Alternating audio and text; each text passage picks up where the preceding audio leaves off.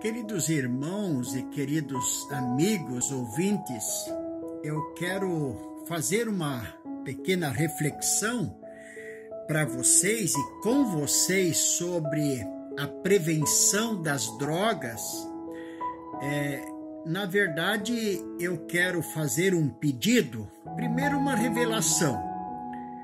Agora, no dia 20 deste mês de setembro, eu estarei num seminário chamado FreeMind, em São Paulo, sobre prevenção, sim, liberação de drogas, não. Esse é o tema deste grande seminário e vou fazer parte, fui convidado para falar mais uma vez nesse seminário sobre vínculo religioso como fator de prevenção das drogas. Quero pedir para você, querido irmão, querida irmã, que você ora. Eu gostaria muito de pedir que você orasse por mim e orasse pelo Congresso, para que este momento, todos os momentos onde for mencionado o Evangelho dentro do Congresso, para que o inimigo não tenha poder de barrar a graça de Deus manifestada ali como orientação e como a única esperança para a prevenção, para o tratamento e para o acompanhamento das pessoas que foram acometidas ou que ainda não foram acometidas com as drogas. Então eu peço para você orações e vou postar para você esta reflexão que eu pretendo fazer lá. Espero em Deus que Ele me ilumine e que Ele me dê a graça e a fé viva e o amor para falar com sabedoria, com entendimento, com esperança, com prudência, com bondade, mas também com profundidade suficiente para alcançar os corações dos ouvintes. De repente, alcançar os ouvidos do mundo para o assunto. Nós fazemos parte da Federação Cruz Azul e eu vou como representante palestrante da Cruz Azul. É uma organização cristã, creio que todos vocês conhecem. Você pode entrar na página Cruz Azul e você terá uma profunda explicação e compreensão sobre o assunto Cruz Azul. E eu quero mencionar que existe no mundo 5 cruzes de cores diferentes. Nós temos no mundo a cruz vermelha, que é bem conhecida. Nós temos a cruz verde, que também é bem conhecida. Nós temos a cruz preta, que não é tão conhecida. Nós temos a cruz branca, que também não é tão conhecida. E nós temos a cruz azul, que trabalha em mais de 40 países. Então, vínculos religiosos como fator de proteção, de prevenção de drogas, vejamos então o poder e o efeito do espírito cristão, porque todas essas organizações, elas são cristãs. Por isso, a cruz de Cristo está como símbolo, como emblema da organização. Então nós temos a Cruz Vermelha, que é uma organização de resgate, de alívio de dores dentro das piores desgraças, dentro dos maiores cataclismas e de tudo quanto judia, machuca, destrói, traz dores para a humanidade. Sempre de novo se vê a manifestação e a presença da Cruz Vermelha. Nós temos a Cruz Verde, que trabalha na prevenção e na restauração também de acidentes dentro das empresas. A Cruz Verde é o símbolo das CIPATs, dos uniformes dos agentes de prevenção dentro das empresas, e também é o que trabalha na prevenção, na proteção e até mesmo na restauração do meio ambiente, em todos os sentidos. Lá está A Cruz Verde como organização cristã na proteção, na restauração, em todos os sentidos, para prevenir destruição de vida, porque você destruir o meio ambiente, você se autodestrói, sem nenhuma dúvida.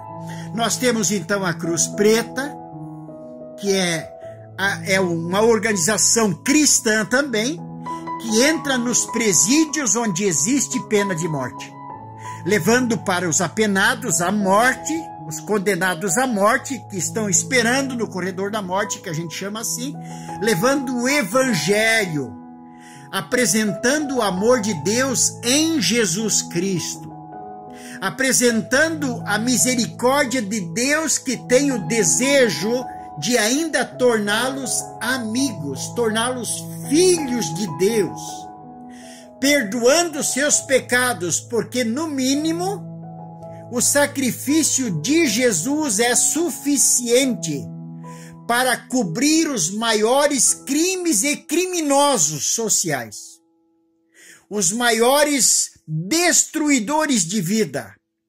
Eles também ainda são amados por Deus. E por isso a Cruz Preta é o símbolo da organização cristã que traz esperança para quem ouve, mesmo que já esteja no corredor da morte. E a Cruz Branca traz esperança, evangelho, Bíblia para dentro dos prostíbulos, para dentro dos bordéis, dos motéis, dos cassinos. À noite, 2 em 2, entram uniformizados a caráter, com Bíblias, com o Evangelho, para trazer a palavra de libertação, de transformação, de restauração para as vidas daquelas pessoas que estão dominadas, na verdade, dominadas pelo prazer sexual, mas que se torna numa desgraça terrível. Então, trazem esperança, porque Jesus veio para desfazer as obras do diabo. Ele veio para libertar prisioneiros. Ele veio para restaurar vidas. Ele veio para salvar pecadores perdidos. É isso que acontece. E temos então a Cruz Azul. A Cruz Azul, que se ocupa em mais de 40 países, na prevenção das drogas, no tratamento de pessoas dependentes e na ressocialização de pessoas que foram tratadas em grupos de apoio, ajudando as famílias e hoje, inclusive, já ajudando as crianças das famílias dependentes, das famílias doentes das drogas, do álcool, de todo tipo de psicotrópicos, essas crianças, ajudando elas a ter um encontro com Jesus, para que sejam também tratadas as suas dores, as suas feridas. Então, nós temos também ainda a pesquisa já comprovada do nosso filho chamado Oswaldo, que fez o curso de Direito. E ele, como TCC, como assunto do TCC dele, ele pesquisou o que há na ciência comprovado sobre o efeito do evangelho dentro dos presídios, dentro das cadeias. Existe comprovação científica que declara que não há nada que tenha a eficiência do evangelho. Nada. Nenhum outro programa produz o efeito na vida das pessoas que estão presas e também das pessoas que, depois que cumprem a sua pena, saem para a sociedade. Todas essas pessoas, ou uma grande maioria dessas pessoas que têm um encontro com Deus dentro do presídio, elas se tornam pessoas completamente diferenciadas. diria assim, diferenciadas para o bem. É um comportamento novo, um comportamento amoroso, respeitoso, equilibrado, divino, humilde e um comportamento que aceita a correção, aceita inclusive a pena, reconhece, confessa humildemente e aceita realmente sem estar procurando o tempo todo em se vingar, em jogar a culpa nos outros e em fugir. E quando sai do presídio, é o grupo de pessoas que tem uma reinserção social como nenhum outro programa consegue. Porque eles vão procurar a igreja, eles vão se relacionar com as melhores pessoas da sociedade. Não é que não existe pessoas boas fora da igreja. Isso não é verdade, isso existe sim. Mas não existe ninguém com o caráter como existe pessoas dentro da igreja. Na igreja existe pessoas de todo tipo. Eu reconheço e confesso, sei disso. Eu não nego isso. Mas não existe nenhum lugar que tenha pessoas com um caráter tão bondoso, tão amoroso, tão misericordioso, tão compassivo, tão reto, tão honesto, tão sincero como na igreja. E lá essas pessoas vão se socializar, vão ter comunhão. Então não há tanta reincidência para o crime com essas pessoas que tiveram um encontro com Deus. Isso quem diz é a ciência. A ciência está dizendo isso. Temos então também a resposta sobre a nossa busca no meio do meio ou método para a prevenção das drogas. Ora, se o Evangelho tem o poder de transformar, de libertar, de restaurar, gerando uma nova criatura, eu quero lembrar um exemplo que uma vez conta, um exemplo que um comunista estava pregando comunismo, como agora no Brasil nós estamos vendo todos os dias, o dia todo. Nós estamos vendo a pregação do comunismo. O comunista levantou a voz, vendo um andarilho, um morador de rua deitado, em cima dos seus trapos, vestido de trapos, todo sujo, deitado no chão, num jardim. O comunista levantou a voz e disse: olha, o comunismo pode botar roupa nova nesse maltrapilho. E passava casualmente um cristão, que eu não creio que foi tão casualmente, foi algo divino. O cristão parou e levantou a voz e disse: e o meu Salvador Jesus pode colocar uma pessoa nova dentro desses trapos. Jesus faz este homem se tornar um homem novo. O comunismo só pode dar um banho nele, pode encher o estômago deles, pode até dar um tratamento médico para ele, pode dar remédio para ele, pode botar roupa nova, é verdade. Mas ele não pode fazer uma nova criatura. Só Jesus pode fazer uma nova criatura. Por isso, o vínculo religioso pode sim proteger. Pode sim proteger.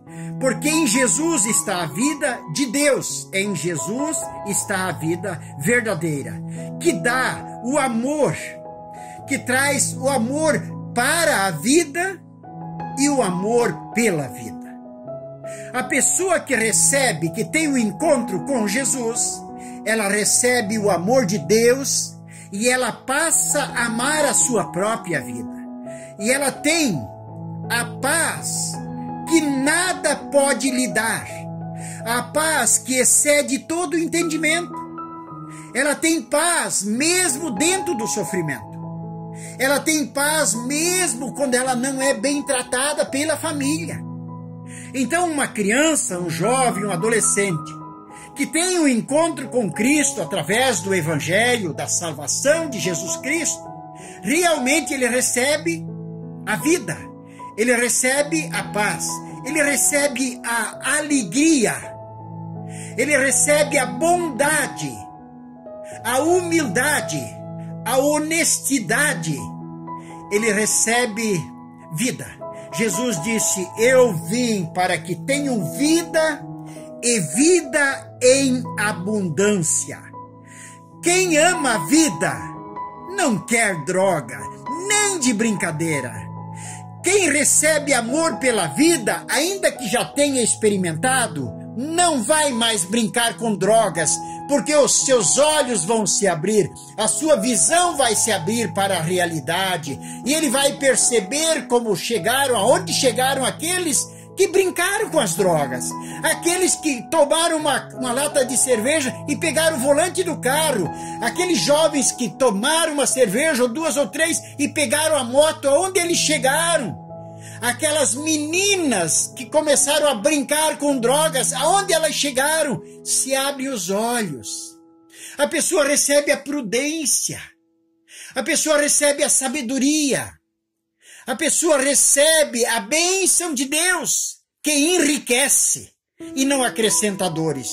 A pessoa recebe a capacidade de perdoar as pessoas, de se livrar dos traumas, de se livrar das mágoas, de se livrar da ilusão, das fantasias, das loucuras da juventude, da adolescência. Porque a sensatez da vida vai tomar conta da alma dele. Por isso, religião eu não vou dizer, mas o espírito da religião, o espírito de Cristo, é o espírito da vida. Ele serve sim como fator de proteção, sim, com certeza. É a única maneira que serve realmente como fator de proteção. Todas as outras coisas são tentativas, com acertos e erros, com alguns ganhos e perdas, mas quem experimenta a vida de Jesus, a vida com Jesus, este não brinca mais, ele não brinca mais com a sua vida, ele vai ter uma vida de verdade que ele não quer estragar, e ele tem uma esperança da eternidade que ele não quer perder. Esta é a verdade, e Deus nos ajude, Deus abençoe você, que você possa ler a sua Bíblia para que você também seja livre das drogas. Se você usa, que você sinta desejo de se livrar delas. Se você fuma, que você sinta nojo do cigarro. Se você bebe e lambe no copo, que você perceba a desgraça que isso já causou, e você não precisa mais disso. Não é que você não pode lamber, mas você não quer mais lamber. Você se torna misericordioso por aquele que a bebida está matando. Você se torna amoroso pelos teus filhos. Você se torna um exemplo para os teus netos. Você se torna um exemplo para as crianças ao teu redor. Ó Deus amoroso, abençoa todos os meus ouvintes e aqueles que hão de ouvir lá no Congresso Free Mind. Em nome de Jesus é a minha oração. Amém, Senhor.